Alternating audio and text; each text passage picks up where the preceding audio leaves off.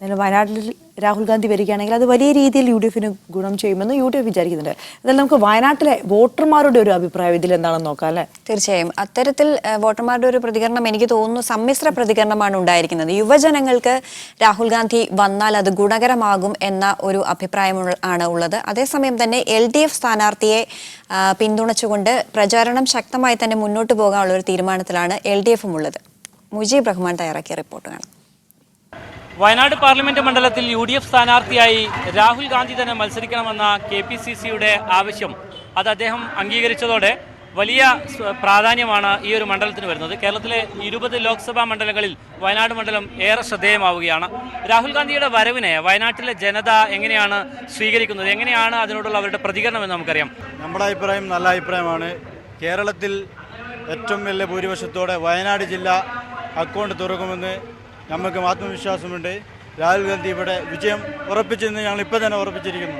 രാഹുൽ ഗാന്ധി വരും എന്നുള്ളൊരു പ്രതീക്ഷ ഉണ്ടായിരുന്നോ? പെട്ടെന്ന് രാഹുൽ ഗാന്ധിയുടെ പേര് വയനാട്ടിൽ കേട്ടപ്പോൾ എന്ത് തോന്നുന്നു? ഇല്ല, നമ്മൾ ആദ്യം ഉദ്ദേശ നിലയ്ക്ക് രാഹുൽ ഗാന്ധിയാണ് നമ്മൾ സ്ഥാനാർത്ഥി എന്ന് നമ്മൾ ഉദ്ദേശിച്ചിട്ടുണ്ടായിരുന്നു.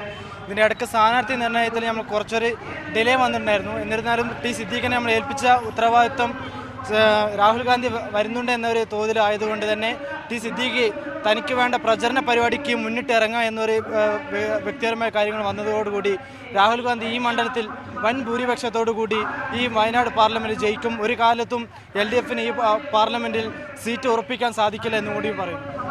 രാഹുൽ ഗാന്ധി കേരളത്തിൽ എത്തുന്നു, വയനാട്ടിൽ എത്തുന്നു എന്ന് പറയുമ്പോൾ യുവജനങ്ങൾ പ്രത്യേകിച്ച് വലിയ പ്രതീക്ഷയിൽ തന്നെയാണ്. അതേസമയം ഇടതുപക്ഷ പ്രവർത്തകർക്ക് ഇത് അവരുടെ പ്രചരണത്തെ ഏത് രീതിയിൽ ബാധിക്കുമെന്ന് ഇടതുപക്ഷം പ്രചരണവുമായി ഏറെ മുന്നോട്ട് പോയി. പെട്ടെന്നാണ് രാഹുലിന്റെ പേര് പ്രഖ്യാപിക്കപ്പെട്ടത്. എന്ത് തോന്നുന്നു ഇപ്പോൾ?